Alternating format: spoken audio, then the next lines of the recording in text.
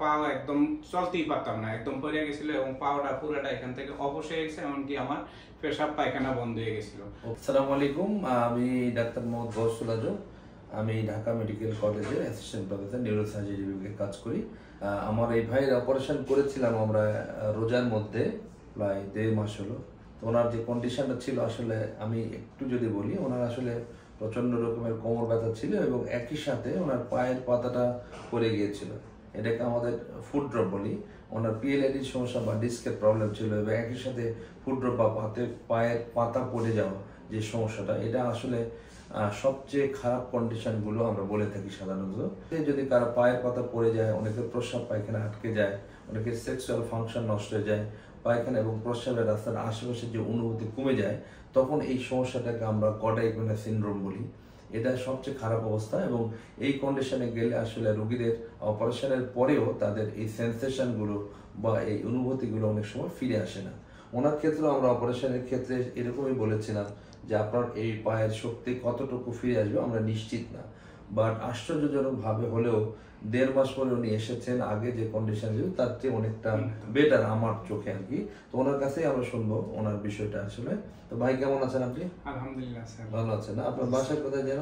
Sir আমার বাসা ভোলা সদর। ভোলা সদর।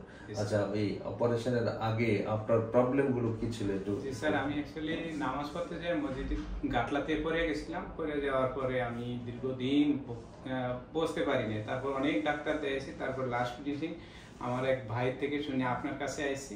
আপনার কাছে আসার পরে ইনশাআল্লাহ আমি অপারেশন করানোর পরে এখন আলহামদুলিল্লাহ আমি হয়তো 90% সুস্থ।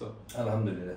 অপারেশনের আগে আপনার শারীরিক কি কি প্রবলেম ছিল? অপারেশনের আগে আমার পাও একদম চলতেই পারতাম না, একদম পড়ে গেছিল এবং পাওটা পুরোটা এখান থেকে অবশ হয়ে গেছে, এমনকি আমার পেশাব পায়খানা বন্ধ হয়ে গেছিল। ও, পেশাব পায়খানা বন্ধ হয়ে গেছিল। এটাকে কডাইকোনা সিনড্রোম বলে। আমরা ফুট ড্রপ, একই সাথে প্রস্রাব পায়খানা আটকে যাওয়া, সেক্সুয়াল ফাংশন চলে যাওয়া, 2 পা অবশ হয়ে যাওয়া অনেকের ক্ষেত্রে। আমার এক রাত একদিন আমি সারা রাত দিন চিকরাইছি, চিক্কর ছাড়া আমার কোনো উপায় ছিল না। তারপরে অ্যাম্বুলেন্স দিয়ে আমাকে ভোলা সদর হাসপাতালে নিয়ে গেছে। সেখানে যে আমাকে পেশাব এবং পায়খানা করার পরে আমি মোটামুটি ইয়ে করে তারপরে স্যারের কাছে আসি। আসাতে স্যারে আমাকে ডিসিশন যেভাবে বলছে ওইভাবে আমি অপারেশন হওয়াতে আল্লাহর রহমতে আলহামদুলিল্লাহ এখন আমি 90% সুস্থ। আপনি একটু পা একটু উঁচু করেন তো, এই পা। আগে কিন্তু এটা উঁচু করতে পারতেন না উনি, অপারেশনের আগে উনি খুঁড়িয়ে হাঁটতেন, হাঁটা চলা অনেক ডিফিকাল্ট ছিল। হাঁটতে আমার খুব কষ্ট হতো, এই পাও আমার লাগিয়ে গেছিল, অবশ হয়ে গেছিল বিলকুল। এখনো আছে, যদিও ইনশাআল্লাহ আশা করি স্যারে বলছে যে ধীরে ধীরে যাবে, তবে ইনশাআল্লাহ আশা করি অনেকটা সুস্থ হওয়া বাকিটাও হয়ে যাবে, হয়ে গেছে এবং বাকিটাও হয়ে যাবে আশা করি ইনশাআল্লাহ। স্যারে আমাকে যেটুকু করছেন স্যার আল্লাহ কোনদিন বাঁচিয়ে রাখুন। থ্যাংক ইউ স্যারের। Thank you.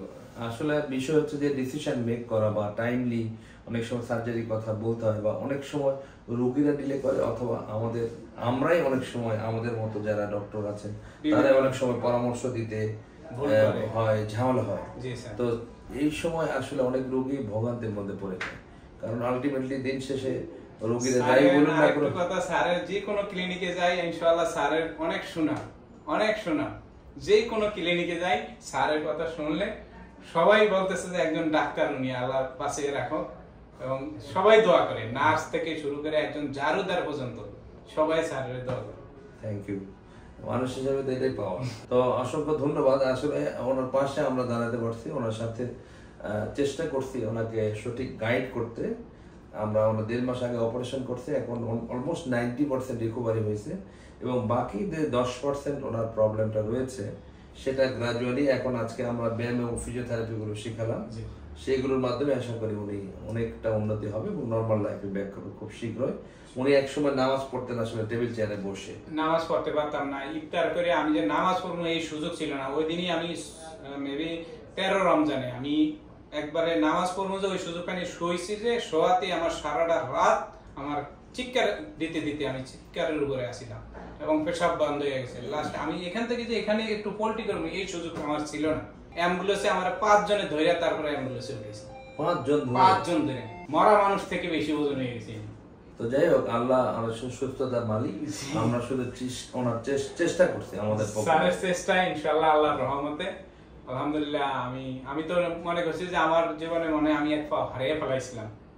আমি এরকমই মনে করছিলাম স্যার। এরকম একটা অবস্থা ছিল। আমার মনে ভয় ঢুকে গেছিল যে আমার এই বয়সে আমি মনে হয় যেন আমার পা হারিয়ে ফেলাইছি। থ্যাংক ইউ, আপনাকে অসংখ্য ধন্যবাদ। স্যার আর আমার জন্য দোয়া করবেন। অবশ্যই স্যার, নামাজ পড়ে আপনার জন্য সবার আগে দোয়া করি, তারপরে যত মুসলমান আছে, কবরবাসী আছে, তারপরে সবার জন্য। থ্যাংক ইউ, আপনাকে অসংখ্য ধন্যবাদ। জাজাকাল্লাহ। আপনাদের দোয়ার জন্য হয়তো আমরা আমাদের যে জি স্যার, আল্লাহ পাক আপনার এই বয়সে আলহামদুলিল্লাহ আপনি এতটুকু লাইভ নিয়ে আসছেন। খুব কম মানুষ, আল্লাহর রহমতে আপনার সবার প্রতি আপনার ভালোবাসা থাকবে ইনশাআল্লাহ। যদি ইনশাআল্লাহ কেউ এই ভিডিও পায় থাকেন তাহলে স্যারের কাছে অবশ্যই যোগাযোগ করবেন। আর আসলে ইনশাআল্লাহ টাকা পয়সা বড় কথা না, স্যারের বিশ্বাস রাখবেন, স্যারের কাছে আসবেন, ইনশাআল্লাহ আপনি সুস্থ হবেন আশা করা যায়। আল্লাহ সুস্থ করার মালিক আল্লাহ, চেষ্টা করার মালিক স্যার। থ্যাংক ইউ, ভালো থাকবেন, সুস্থ থাকবেন। আসসালামু আলাইকুম।